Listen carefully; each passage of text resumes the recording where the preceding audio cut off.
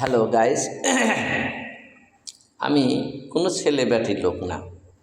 আমি মধ্য ঘরের একটা সাধারণ পাটখাটা রাখাল মানুষ। আমি কামলা দিয়ে খাই।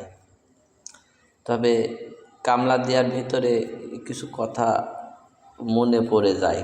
সেটা হচ্ছে আমাদের এখন কন্টেন্ট জগতে যে আমাদের বিল্লাল ভাই, আমাদের শ্রদ্ধেয় বড় ভাই, তাকে আমি খুব সম্মান করি এবং তার প্রত্যেকটা ভিডিও আমি ফলো করি এবং তার ভিডিও আমি না দেখলে আমার ভালো লাগে না।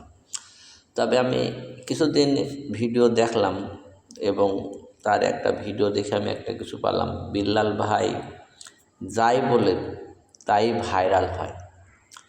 কিন্তু বিল্লাল ভাইয়ের কথায় জাদু আছে। যাই হোক, সে যাই বলুক, সে যেটা নিয়ে কথাটা বলুক না কেন, সেটাই ভাইরাল হয়।